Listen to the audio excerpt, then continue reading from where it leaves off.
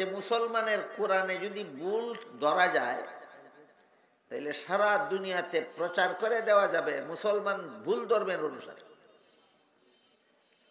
কোরআন ভুল বাইরেইলেই মুসলমানের ধর্মটা ভুল সাব্যস্ত হয়ে যাবে। এই জন্য তিনি আসলেন কোরআনের ভুল খোঁজার জন্য। এখন ভুল না শুদ্ধ ধরতে হইলে বোঝা লাগবো কিনা, বুঝন লাগবো না? বুঝতে গিয়ে তো কোরআন শিখন লাগবো।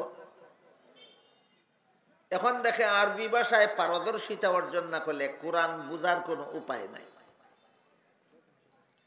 শেষ পর্যন্ত সৌদি বাদশার সহযোগিতায় ইউরোপের খ্রিস্ট ধর্মে বিশ্বাসী বিজ্ঞানী ডক্টর মরিস বুকাইলি আরবি ভাষায় পারদর্শিতা অর্জন করলেন। অর্জন করে কোরআনের প্রথম থেকে শেষ পর্যন্ত শিখলেন।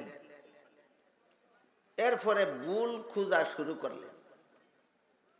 খুঁজতে খুঁজতে খুঁজতে খুঁজতে নিজে খুঁজিয়া কোনো ভুল না পাইয়া একটা সংবাদ পাইলেন যে হযরত উসমান রাদিয়াল্লাহু আনহু নিজের হাতে যে কোরআন লিখছিলেন সেই কোরআনের একটা এডিশন রাশিয়ার তাসকন্দে আছে, এর জাদুঘরে আছে। তিনি ভাবলেন যে আধুনিক বিশ্বের ছাপাখানার কোরআন উসমানের 1300 বছর আগের উসমান রাদিয়াল্লাহু আনহুর হাতের লেখা কোরআনের সাথে মিলাইলে নিশ্চয়ই যথেষ্ট পরিমাণ বেশ কম ধরা পড়বে। তখনই তিনি সারা দুনিয়াতে প্রচার করা শুরু করবেন মুসলমানের কোরআন ভুল, কাজেই মুসলমানের ধর্মটা ভুল। ওইটার সাথে মিলাইয়া তিনি দেখলেন প্রায় 1500 বছর আগে হযরত উসমান রাদিয়াল্লাহু আনহু নিজের হাতে যে কোরআন লিখেছিলেন এই কোরআনের সাথে আধুনিক বিশ্বের প্রেসে ছাপা কোরআনের একটা কথারও কোনো বেশ কম নাই, একটা শব্দেরও কোনো বেশ কম নাই, একটা অক্ষরেরও কোনো বেশ কম নাই, একটা নুক্তারও কোনো বেশ কম নাই। তখন তিনি কলেমা পড়ে মুসলমান হয়ে গেলেন। মুসলমান হওয়ার পরে তিনি সারা বিশ্বে আলোড়ন সৃষ্টিকারী একটা মহামূল্যবান গ্রন্থ রচনা করলেন। এই গ্রন্থটার নাম হলো the Bible and the Quran and the science. Bangla অনুবাদ হয়েছে গ্রন্থটার, বাংলাটার নাম হইল বাইবেল কোরআন ও বিজ্ঞান। এখানে তিনি ভদ্রলোক আধুনিক বিজ্ঞানের কষ্টি পাথরে চুল ছাড়া বিশ্লেষণ করে প্রমাণ করেছেন ইহুদি খ্রিস্টানদের হাতের বিদ্যমান বাইবেল ভুলে ভরা। ইহুদি খ্রিস্টানদের হাতে যে বাইবেল নামের আসমানি কিতাব আছে এটা ভুলে ভরা। আমি ঘটনাটা আপনাদেরকে এই জন্য বললাম, শতাধিক আসমানি কিতাব আল্লাহ যে সমস্ত নবী রাসূলগণের কাছে নাজিল করছিলেন অধিকাংশগুলিরই কোনো ফাত্তা নাই। যে 2-4টা আছে সেগুলিও ভুলে ভরা, যে 2-4টা আছে সেগুলিও ভুলে ভরা। তাই এখন প্রশ্ন জাগে, ইহুদিরা যদি তওরাত কিতাবকে বিগড়াইতে পারল, খ্রিস্টানেরা যদি ইনজিল কিতাবকে বিকৃত করতে পারল, তাহলে 1400 বছরের মুসলমানে যে কোরআন বিগড়াইছে না তার গ্যারান্টি কি? প্রশ্ন জাগে না? এই প্রশ্নের জবাব আল্লাহ আগেই কোরআনের ভিতরে দিয়ে রাখছেন। আল্লাহ বলেন, ইন্না নাহনু নাযালনা যিকরা ওয়া ইন্না লাহু লাহাফিজুন। এই কোরআন আমি আল্লাহ নিজ দায়িত্বে নাজিল করেছি, নিজ দায়িত্বে কোরআনকে আমি বিকৃতির হাত থেকে রক্ষা করব। আল্লাহ নিজে দায়িত্ব নিছেন কোরআন যেন কিয়ামত পর্যন্ত কেউ বিগড়াইতে না পারে। আল্লাহর দায়িত্ব পালনে কিছু অবহেলা করবেন না কিছু ত্রুটি হবে, কোনটা মনে করেন আপনারা? তাইলে আল্লাহর দায়িত্বে এই কোরআন কিয়ামত পর্যন্ত অবিকৃত থাকবে। এতটুকু কথা বুঝলে জিবরিলের প্রশ্নের জবাবে যে রাসূল কইছেন 6 কথা বিশ্বাস করার নাম ঈমান, এর মধ্যে 3 নম্বর কথা হলো আসমানি কিতাব বিশ্বাস করি। এতক্ষণে আমরা বুঝতে পারবো আসমানি কিতাব বিশ্বাস করার মর্ম কি। আসমানি কিতাব বিশ্বাস করার মর্ম হইল, জাবুর আল্লাহ দাউদ ইসলামের কাছে নাজিল করেছিলেন, সংরক্ষিত নাই। তাওরাত আল্লাহ মুসা আলাইহিস সালামের কাছে নাজিল করেছিলেন, অবিকৃত নাই। ইনজিল আল্লাহ ঈসা আলাইহিস সালামের কাছে নাজিল করেছিলেন, অবিকৃত নয়। ওয়ামান ইউদ্লিলহু ফালা হাদিয়া লাহু ওয়া নাশহাদু আল্লা ইলাহা ইল্লাল্লাহু ওয়াহদাহু লা শারীকা লাহু ওয়া নাশহাদু আন্না সাইয়্যিদানা ওয়া নাবিয়্যানা ওয়া মাওলানা মুহাম্মাদান আবদুহু ওয়া রাসূলুহু সাল্লাল্লাহু তাআলা আলাইহি ওয়া আলা আলিহি ওয়া আসহাবিহি ওয়া বারাকা ওয়া সাল্লাম। আম্মা বা'দু ফাআউযু বিল্লাহি মিনাশ শাইতানির রাজীম। বিসমিল্লাহির রহমানির রহিম। মান আমিলা সালিহাম মিন যাকারিন আও উনসা ওয়া হুয়া মুমিন ফালানুহয়িজান্নাহু হায়াতান তাইয়্যিবাতান ওয়া লানাজজিয়ান্নাহুম আজরাহুম বিআহসানি মা কানু ইয়ামালুন। বারাকাল্লাহু লানা ওয়া লাকুম ফিল কুরআনিল আযীম ওয়া নাফা'না ওয়া ইয়্যাকুম বিল আয়াতি ওয়াজ যিকরিল হাকীম। শ্রদ্ধেয় সভাপতি হযরত উলামায়ে কেরাম, এলাকার সর্বস্তরের মুসলমান ভাইয়েরা আমার, আশপাশের বাড়িঘরে পর্দার আড়ালে বসা আমার মা ও বোনেরা, পবিত্র কোরআনের যে আয়াত আমি আপনাদের সামনে তিলাওয়াত করেছি, তাতে আল্লাহ বলেন, কোনো মানুষ যদি মুমিন হয় আর আমল ভালো করে,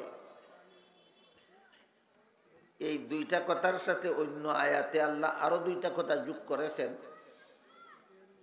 আমল যদি সহি নিয়তে করে এবং নবীর তরিকা মতে করে, এই চার কাজ। কোনো মানুষ যদি মুমিন হয়, আমল ভালো করে, সহি নিয়তে করে, নবীর তরিকা মতে করে, তাহলে এখানের আয়াতে আল্লাহ বলেন, এমন মুমিন বান্দাকে, ইমানদার বান্দাকে আমি আল্লাহ পবিত্র জীবন দান করব। সে পুরুষ হোক অথবা নারী হোক, আমি তাকে পবিত্র জীবন দান করব। আর আমলের তুলনায় বহুগুণ বেশি পুরস্কার দান করব। তাই এখানে আমাদের কয়েকটা কথা ব্যাখ্যা সাপেক্ষে বুঝার ব্যাপার। এক নম্বর কথা হইল, মুমিন কাকে বলে। দুই নম্বর কথা হইল, আমল ভালো বলতে কি বুঝায়। তিন নম্বর কথা হইল, আল্লাহ মিন যাকারিন আও উনসা, কোন মানুষ যদি মুমিন হয় বললে তো নারী পুরুষ উভয়কেই বোঝায়, কিন্তু আল্লাহ আবার পৃথকভাবে পুরুষ হোক অথবা নারী হোক কথাটা উল্লেখ করলেন কেন। চতুর্থ কথা হইল, আল্লাহ যে তাকে পবিত্র জীবন দান করবেন, পবিত্র জীবনের ব্যাখ্যা কি। এই কয়েকটা কথা আমার মনে হয় আমাদের বর্তমান সমাজের মুসলমানদের জন্য পরিষ্কারভাবে এবং বিস্তারিতভাবে বোঝা দরকার। ওয়াজ মাহফিলে কোনো কথা পরিষ্কার এবং বিস্তারিত আলোচনা না হইলে, অস্পষ্ট আলোচনা হইলে, সংক্ষিপ্ত আলোচনা হইলে মানুষ সুস্পষ্ট কোনো ধারণা নিয়ে ওয়াজ মাহফিল থেকে বাড়ি যাইতে পারে না। যা শূন্য যায় তা বাড়িতে গিয়া পালন করতে পারে। অথচ ওয়াজ মাহফিলের আয়োজনই করা হয় সর্বস্তরের মুসলমানের আমল করার জন্য, ভুল আমলগুলি সংশোধন করার জন্য, শুদ্ধ আমলগুলি করার অভ্যাস করার জন্য। পরিষ্কারভাবে না বললে, পরিষ্কারভাবে না বুঝলে শুধু শোনা হইল কিন্তু আমল করার সময় সুযোগ হয় না। এই জন্য আমি মনে করি এই কথাগুলি পরিষ্কারভাবে বিস্তারিতভাবে আলোচনার মাধ্যমে আমাদের বোঝা দরকার। এর মধ্যে প্রথম কথা হলো, আল্লাহ যে বললেন কোনো মানুষ যদি মুমিন হয়। মুমিন কাকে বলে? একটা গুণ আছে ঈমান, এটা যার মধ্যে তাকেই কোরআনের ভাষায় মুমিন বলা হয়। যার মধ্যে ঈমান আছে সেই মুমিন, যার মধ্যে ঈমান আছে সেই। কাজেই মুমিন চিনার জন্য ঈমান চিনা জরুরি। এক হাদিসে উল্লেখ আছে, জিবরিল ফিরিস্তা রাসূল করিম সাল্লাল্লাহু আলাইহি ওয়াসাল্লামকে জিজ্ঞাসা করেছিলেন, মাল ঈমান, ঈমান কাকে বলে? রাসূল বলে দিয়েছেন, 6টা কথা বিশ্বাস করার নাম ঈমান। 1 নম্বরে আল্লাহ বিশ্বাস করা, 2 নম্বরে ফিরিস্তা বিশ্বাস করা, 3 নম্বরে আসমানি কিতাব বিশ্বাস করা, 4 নম্বরে নবী রাসূল বিশ্বাস করা, 5 নম্বরে তকদীর, 6 নম্বরে পরকালের চিরস্থায়ী জীবন। কটা হইল? 6টা। এই 6টা কথা বিশ্বাস করার নাম হইল ঈমান। সমষ্টিগতভাবে এই 6 কথা যেই বিশ্বাস করে সেই ঈমানদার, আল্লাহর কাছে সেই মুমিন মুসলমান বলে গণ্য হয়। বুঝে থাকলে বলেন তো, কত কথা বিশ্বাস করলে আল্লাহর কাছে ঈমানদার সাব্যস্ত হয়? 6 কথা। 6 কথা কি আমরা মনে রাখতে পারবো?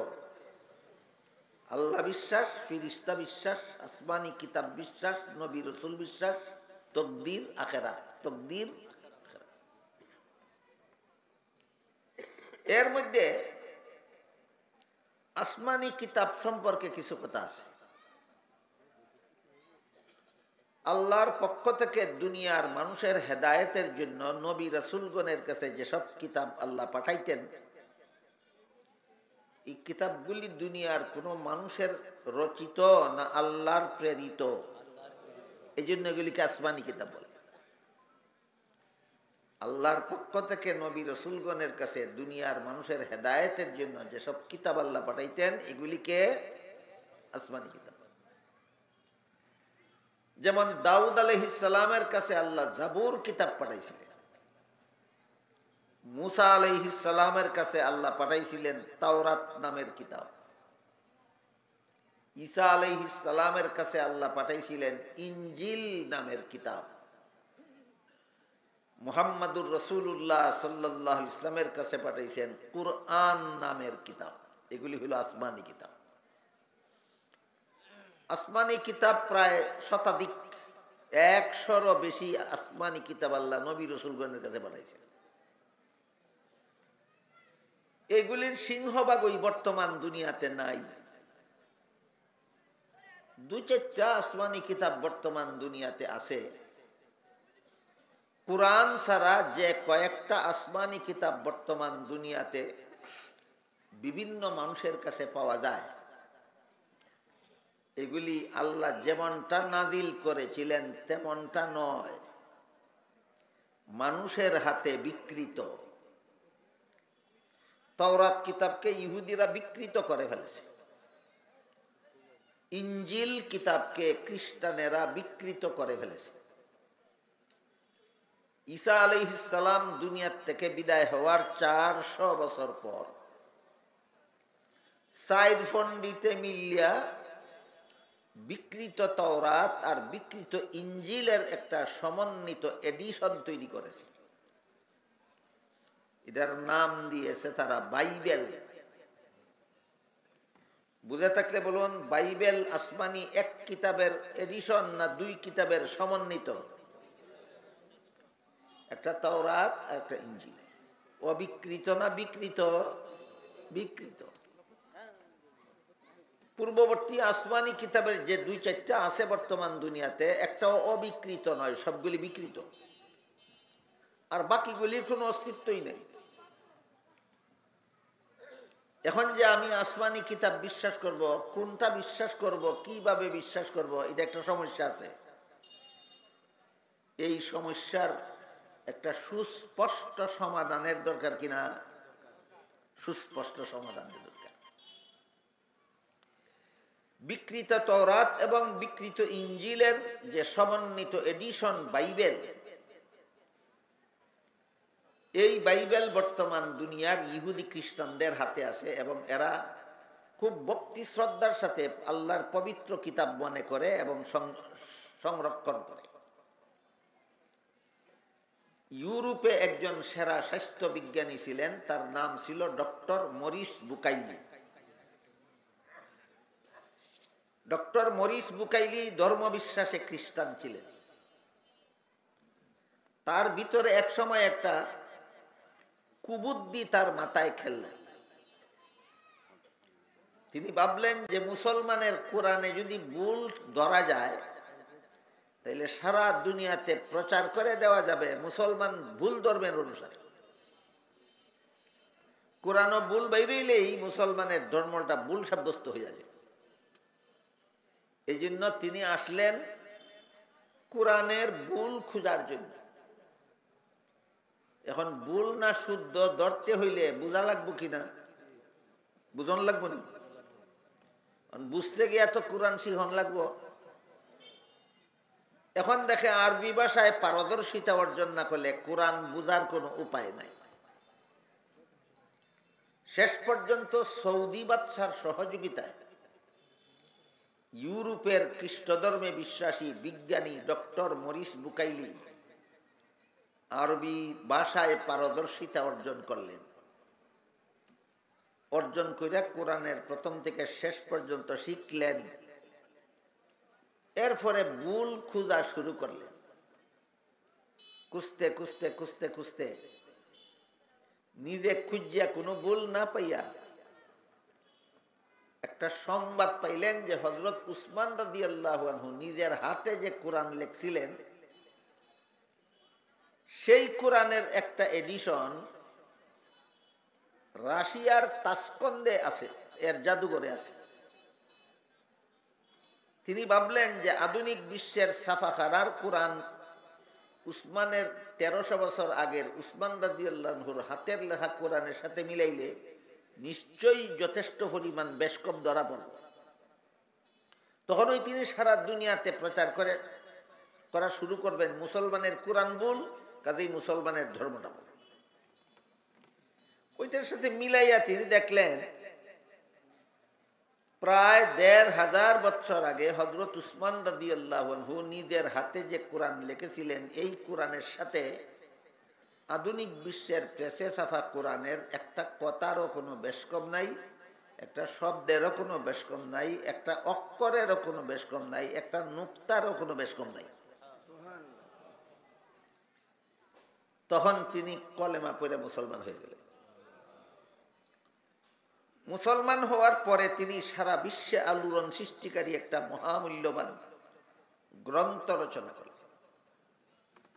এই গ্রন্থটার নাম হলো the Bible and the Quran and the science. Bangla অনুবাদ হয়েছে গ্রন্থটার। বাংলাটার নাম হইল বাইবেল, কোরআন ও বিজ্ঞান। এখানে তিনি ভদ্রলোক আধুনিক বিজ্ঞানের কষ্টি পাথরে চুল ছাড়া বিশ্লেষণ করে প্রমাণ করেছেন ইহুদি খ্রিস্টানদের হাতের বিদ্যমান বাইবেল ভুলে ভরা। ইহুদি খ্রিস্টানদের হাতে যে বাইবেল নামের আসমানি কিতাব আছে, এটা ভুলে ভরা।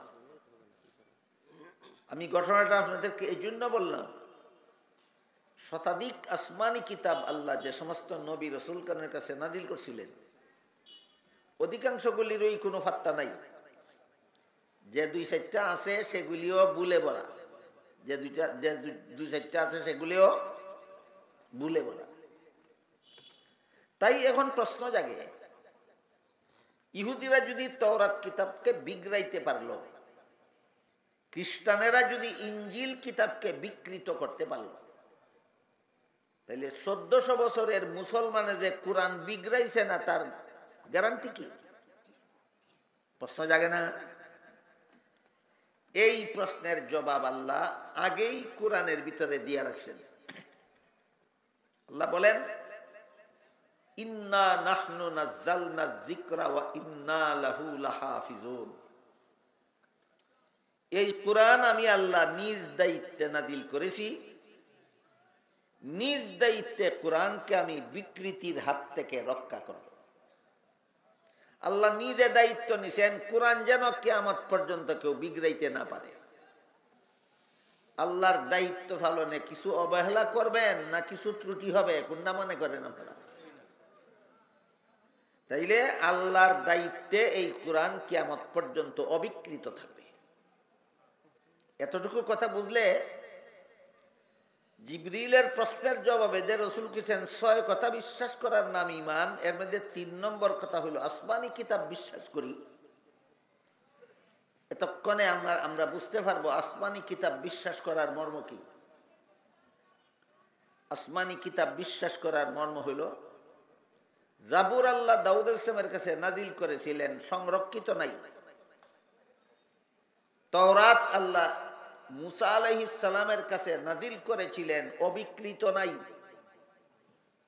ইনজিল আল্লাহ ঈসা আলাইহিস সালামের কাছে নাজিল করেছিলেন, অবিকৃত নয়। একমাত্র কোরআন যা আল্লাহ মুহাম্মদুর রাসূলুল্লাহর কাছে নাজিল করেছেন কিয়ামত পর্যন্ত সংরক্ষিত, অবিকৃত থাকবে। এইভাবে আমরা আসমানি কিতাব বিশ্বাস করব। বলেন তো, আসমানি কিতাব বিশ্বাসের একটা রূপরেখা পাইলেন কিনা? আসমানি কিতাব এইভাবে বিশ্বাস করতে হবে।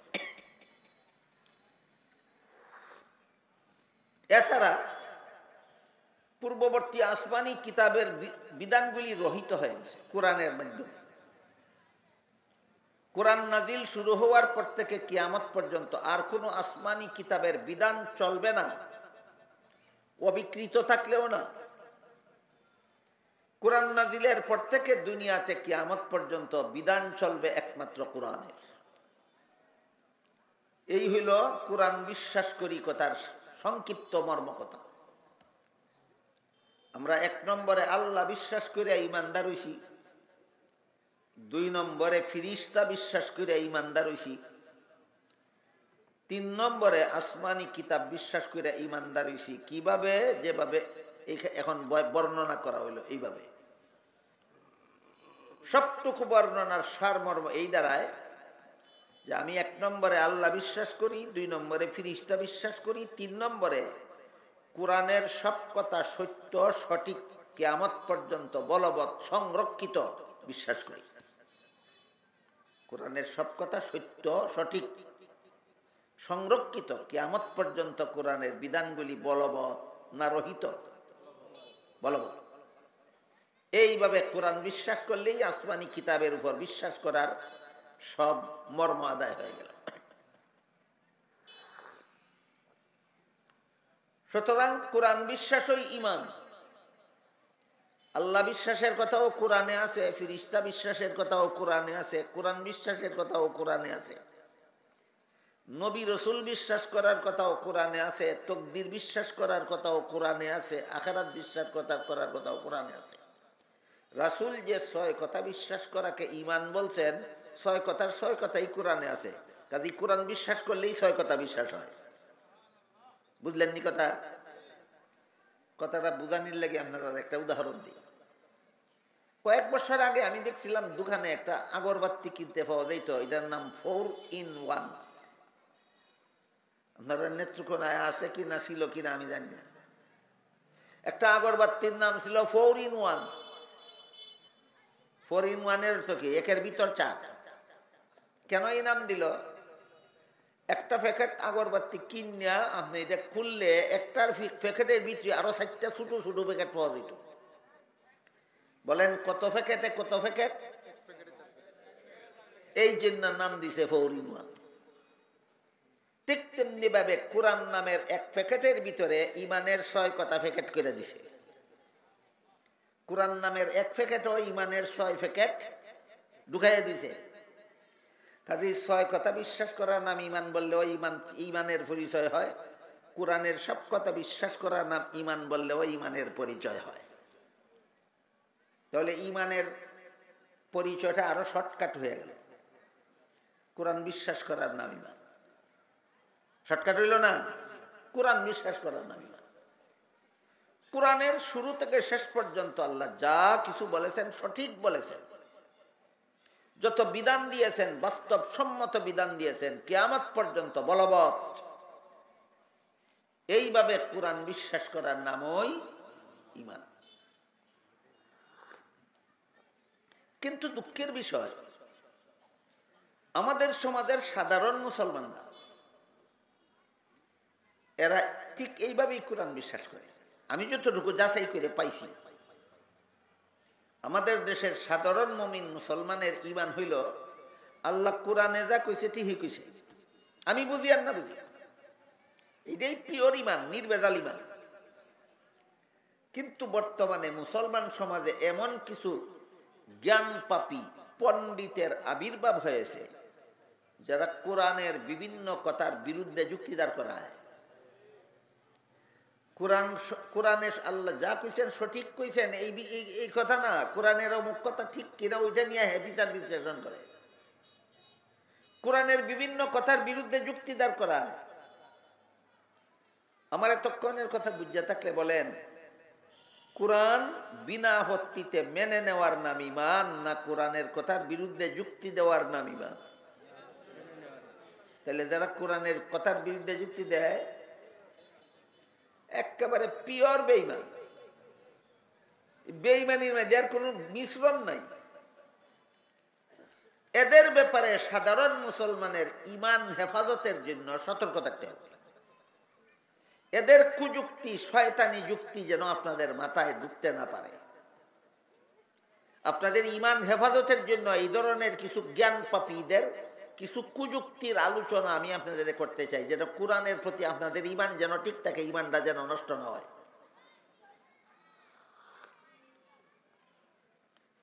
এই জ্ঞান পাপীরা কোরআনের বিভিন্ন বিধানের বিরুদ্ধে যে সমস্ত আপত্তি উত্থাপন করে, এর মধ্যে একটা বিধান আল্লাহ দিয়েছেন সূরা আহজাবের 33 নম্বর আয়াত। এখানে আল্লাহ মুসলমান মহিলাদের সম্বোধন করে বলেন, ওয়াকারনা ফি বুয়ুতিকুন্না ওয়ালা তাবাররাজনা তাবাররুজাল জাহিলিয়াতিল উলা। দুইটা বিধান। একটা বিধান হইল আল্লাহ বলেন মুসলমান মহিলারা বসবাসের ঘরে থাকো, এর একটা বিধান। কোরআনের সূরা আহজাবের 33 নম্বর আয়াতের শুরুতে আল্লাহ একটা বিধান দিয়েছেন, মুসলমান মহিলাদের বলছেন কোথায় থাকতে? বসবাসের ঘরে থাকো। আরেকটা বিধান দিয়েছেন বিশেষ কোনো প্রয়োজনে ঘরের বাইরে গেলে বেপরদা হইয়া যাইও না, বেপরদা হইয়া যদি যাও তাইলে তুমি অসভ্য বর্বর। এটা আরেকটা বিধান। যে মহিলা ঘর থেকে বেপরদা হইয়া বাইর হয় এই মহিলাকে আল্লাহ বলেছেন অসভ্য বর্বর। পণ্ডিতে আইয়া যুক্তি খুঁজে, কোন যুক্তিতে? ঘর থেকে বেপরদা হইয়া বাড়িলে অসভ্য বর্বর হবে কোন যুক্তিতে? আর পুরুষ পথে ঘাটে হাটে মাঠে যেখানে সেখানে বিচরণ করতে পারে, মহিলা বসবাসের ঘরে বসে থাকবে কোন যুক্তিতে? কোন মহিলা যদি অকারণে ঘরের বাইরে যায় আর কোরআনের বিরুদ্ধে যুক্তি না খুঁজে কেন বাইরে গেল, এটার জন্য অপরাধ হইতে পারে, বিচার হইতে পারে, কিন্তু কোরআনের বিরুদ্ধে যতক্ষণ পর্যন্ত যুক্তি দিবে না ততক্ষণ পর্যন্ত বেঈমান কাফির হবে না। কথাটা বুঝলেন কিনা দেখেন।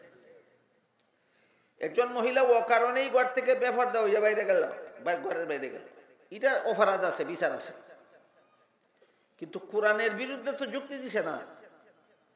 না দেওয়ার কারণে মুসলমান রয়েছে, এখনো ইমানদার রয়েছে, বেঈমান কাফির রয়েছে। কিন্তু বিধানটা পালন না করার কারণে সে নেককার মুসলমান রয়েছে না, গুনাহগার মুসলমান হয়েছে। কেমন মুসলমান? এটা আরেকটা সহজ উদাহরণ শুনে। আপনারা তো জানেন আল্লাহর বিধানে সমস্ত মুসলমানের জন্য 5 বেলা নামাজ পড়া ফরজ। কেউ যদি বলে কোন যুক্তিতে, তাইলে সে বেঈমান। আর কেউ যদি বলে যুক্তি টুক্তির দরকার নাই, আল্লাহ বলছেন ফরজ ফরজই, কিন্তু পড়ে না, হে বেঈমান না গুনাহগার মুসলমান? হে বেঈমান না গুনাহগার মুসলমান। কেমনে বেঈমান হয় আর মুসলমান কেমনে গুনাহগার হয়, পার্থক্য আছে না? বিধানটা পালন না করলে গুনাহগার মুসলমান, আর বিধানটা অমান্য করলে, বিধানের বিরুদ্ধে যুক্তি দিলে বেঈমান হয়। কাজে আমাদের সমাজের যে সমস্ত মহিলারা শরীয়ত সম্মত কারণ ছাড়াই বেপরদা হইয়া ঘর থেকে বাইরে চলাফেরা করে, এরা গুনাহগার মুসলমান, গুনাহগার মুসলমান। কিন্তু যারা বলে মহিলা বসবাসে ঘরে থাকবে কেন, কোন যুক্তিতে, এরা বেঈমান। আল্লাহর বিধানের বিরুদ্ধে যুক্তি দিলে জঘন্যতম বেঈমান হয়। আল্লাহর বিধানের বিরুদ্ধে যুক্তি দিলে কেমন বেঈমান হয়? জঘন্যতম বেঈমান হয়। এটার একটা উদাহরণ শুনে। আল্লাহ আদম আলাইহিস সালামকে সৃষ্টি করার পর ফিরিস্তাদের হুকুম দিছিলেন সেজদা দিয়া সম্মান করো। ফিরিস্তারা হুকুম পালন করছে। ইবলিসরে যখন হুকুম দিলেন সেজদা দিয়া সম্মান করো, তখন ইবলিসে কইল আদম বানাইছো মাটি দিয়া আর ইবলিস বানাইছো আগুন দিয়া। খালাকতানি মিন নারিন ওয়া খালাকতাহু মিন তিন। মাটির মধ্যে অন্ধকার থাকে আর আগুনের মধ্যে আলো থাকে। অন্ধকারের চেয়ে আলো ভালো, তাই মাটির তৈরি আদমের চেয়ে আগুনের তৈরি ইবলিস উৎকৃষ্ট। উৎকৃষ্ট হয়ে নিকৃষ্টকে সম্মান করার বিধান অযৌক্তিক। এই যে একটা যুক্তি সাজাইল ইবলিসে, কার বিধানের বিরুদ্ধে? আল্লাহর বিধানের বিরুদ্ধে। কত লম্বা চড়া যুক্তিটা সাজাইছে দেখেন। এই একটা আল্লাহর বিধানের বিরুদ্ধে যুক্তিটা সাজানির বিনিময়ে সে কি কি ফাইল লক্ষ্য করে। এই ঘটনার আগে ইবলিস ৮০,০০০ বছর আল্লাহর ইবাদত করেছিল। তাফসীরে কুরতুবী শরীফে উল্লেখ আছে। এই ঘটনার আগে ইবলিসে ৮০,০০০ বছর আল্লাহর ইবাদত করেছিল। ৮০,০০০ বছর ইবাদত করার পরে আল্লাহ ইবলিসকে সমস্ত পৃথিবীর রাজত্ব দান করেছিলেন। কোন দেশের? সমস্ত পৃথিবীর রাজত্ব দান করেছিলেন। জান্নাতে বসবাস করার ফ্যাসিলিটি দিয়েছিলেন। যেই যুক্তিটা দিল যে মাটির তৈরি আদম নিকৃষ্ট, আগুনের তৈরি ইবলিস উৎকৃষ্ট, উৎকৃষ্টের পক্ষে নিকৃষ্টকে সম্মান করা যুক্তিসম্মত নয়। সাথে সাথে ৮০,০০০ বৎসরের ইবাদত ধ্বংস হয়ে গেল। সমস্ত পৃথিবীর রাজত্ব তার কাছ থেকে ছিনিয়ে নেওয়া হলো। জান্নাত থেকে বহিষ্কার করে দেওয়া হলো। ভবিষ্যতে চিরকালের জন্য উখরুজ ফাইন্নাকা রাজিম, চিরকালের জন্য অভিশপ্ত করে দেওয়া হলো। যুক্তি কটা আর ফলাফল কটা? ফলাফল অনেক গুণা লইন। ৮০,০০০ বছরের ইবাদত গেল ১, সারা দুনিয়ার রাজত্ব গেল ২, জান্নাত থেকে বহিষ্কার হইল ৩, চিরকালের জন্য অভিশপ্ত হইল। একটা যুক্তি দিয়া ৪টা পুরস্কার। পুরস্কার না তিরস্কার? একটা যুক্তি দিয়া ৪টা পুরস্কার। এত পুরস্কারের কথা আল্লাহ কোরআনে ইবলিসের বারবার বারবার বারবার বলেন কেন?